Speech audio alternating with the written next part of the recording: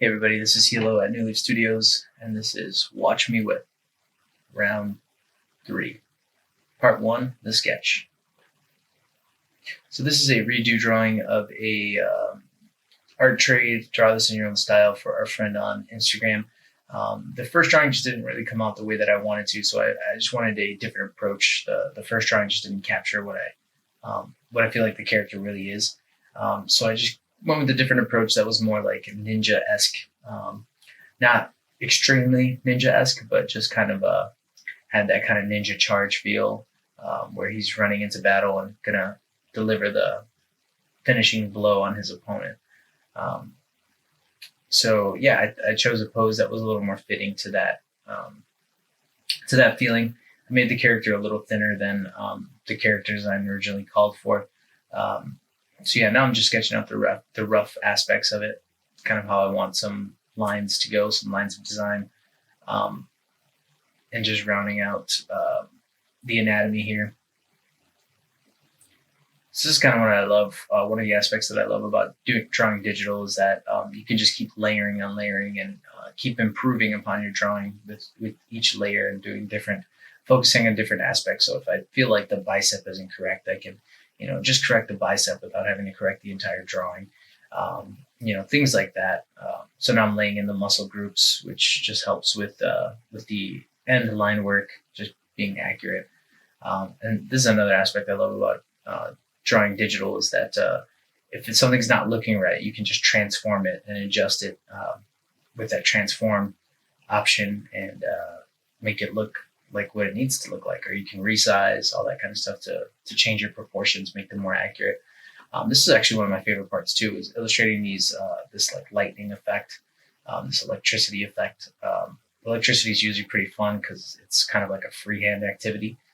There's no I'd say there's probably a wrong way to do electricity, but there's really no right way. It kind of is just it's an energy form, so it doesn't have necessarily a defined form. I guess you could do the traditional lightning bolts, and that's a little more straightforward as to what it is. But it's not organic, which it's unrealistic.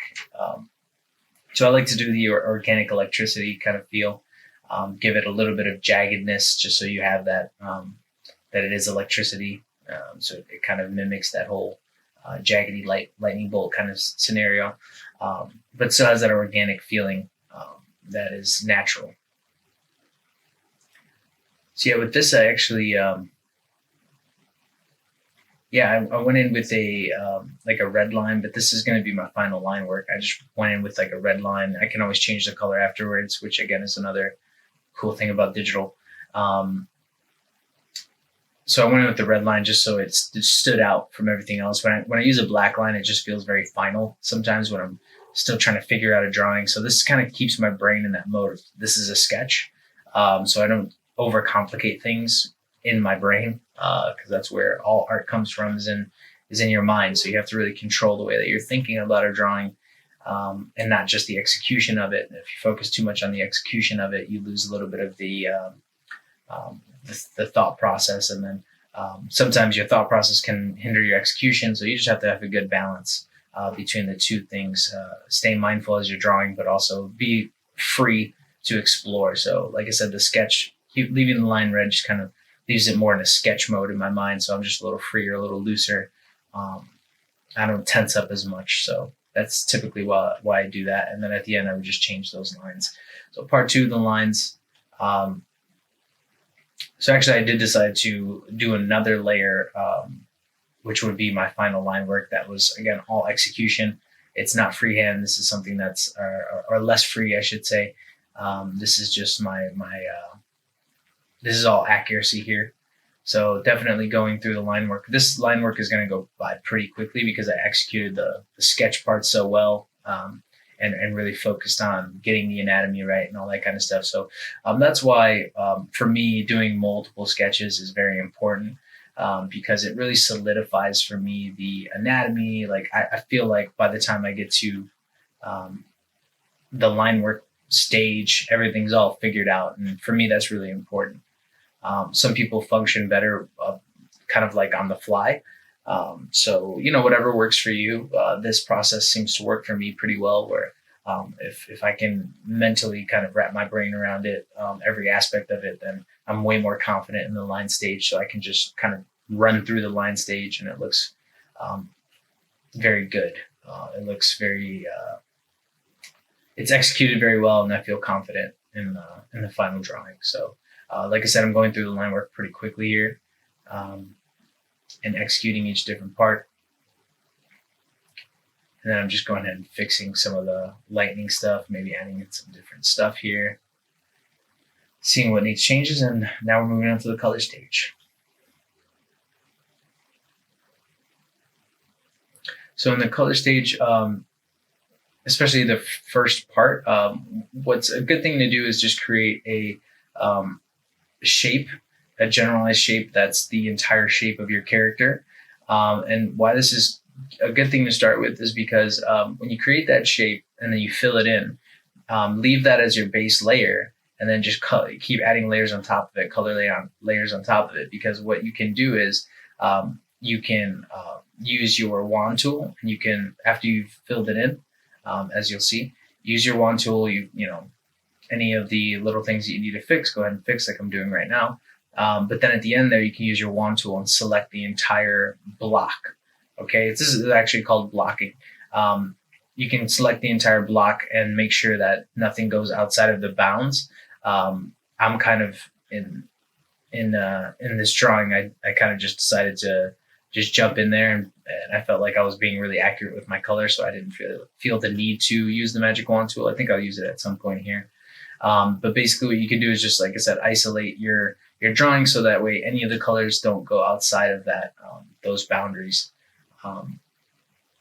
of the initial block, which is, it just keeps things more clean, makes it feel, just clean towards the end, a lot more organized, a lot less freehand, which, some people really do like those kind of freehand illustrations, and other people like clean illustrations. So it's really, again, just based on your preference, kind of like what you dig, what you're into, and how you want your audience to perceive what your artwork, your final artwork looks like. So I did add in some stuff there that I didn't, put into the line work.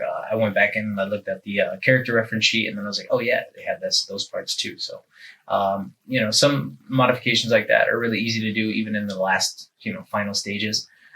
You obviously want to limit that as much as possible. So you want to make sure your drawing is as accurate as possible from the start, just so you minimize if you have to go back in, it kind of just takes the wind out of your sails a little bit if you have to go in and make some corrections. So it's always better to do them as early as possible in your drawing. But if you do miss something, don't get too down on yourself. Just go back in and execute.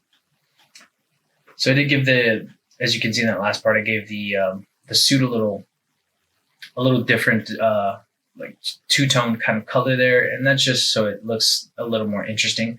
That isn't part of the original design, but that was just something that was a choice that I made, just again to kind of give the suit a little more interesting look, and not have it feel so like flat between the different colors, the three different colors. So we have a little bit of a tonal thing with the gray, which is the majority of the color of the suit.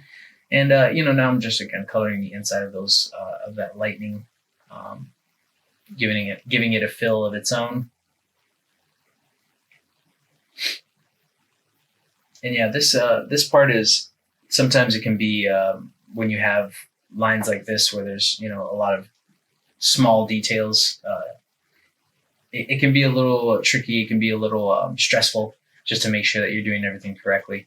But it's also very rewarding at the end. So here's the finishing touches here. So again, I do start with my background. I make sure that the background and the character kind of fit together. I'm going with, again, another painterly look. This one is supposed to be kind of like give the illusion of him moving quickly and speed, basically. So I just built my background with that in mind. And then I gave it a motion blur. So now we have a nice blur in the background, but it seems like there's texture to it. And then I'm adding in items in the background with their own softer motion blur. It just kind of gives that feeling that there's objects behind him. He's moving really quickly, and those objects are blurred in the background. So now I'm giving the lightning a glow, and then which is fairly simple to do. All you do is just select whatever fill that you're trying to give a glow to. You copy that layer, and then you just go into your filters, and then you add a Gaussian blur. I wouldn't recommend giving it a too high of a blur. I'd say 10 pixels max, just depending on the resolution that you're working with. These are fairly small canvases, but they have a high resolution. So yeah, I typically go with about 10 pixel blur, Gaussian blur for my glows, just so they don't extend too far out and they stay a little closer to the initial fill color. One reason is because you have more of a feeling of a glow if it's closer, if the blur doesn't go too far. And then when it does get too far, it's basically unnoticeable because the blur is so strong. So that's one way that I do it. And then on the finishing end of that Gaussian blur glow process, I just use a layer filter, which is just on your layer panel. It's right there where it says normal. You would go ahead and just change that to whatever filter that you think works best. And you can scroll through the filters and kind of see how it pans out, like how I'm doing right now, how it looks on top of your drawing. Always make sure to separate everything that you're doing into layers. So, I would recommend your colors, separate them into different layers, different colors. But again, I'm really familiar with the process of doing this, so I kind of play it a little closer to the chest. And I know how to fix things a lot quicker than I used to because I did things the wrong way first. So I'd recommend doing things the right way first, but when you do the wrong things, it just becomes that much easier to learn how to fix them and move forward in the future. So now again, I'm just adding more effects to it. I'm adding a motion blur to the fills, just to give it that feeling of, again, speed and movement. I don't want to go too far with all of these things, and I'm just playing with, again, the finals of the lightning, seeing what works best. Do I want it brighter? Do I want it to just kind of stay the same? Like, what's my methodology here? And now I'm figuring out the background color, and basically we're pretty much finished. So yeah, that's the final there. This has been another edition of Watch Me Whip. Go ahead and find Rydesco on Instagram, and follow these links to get to all of our cool stuff. Later, guys.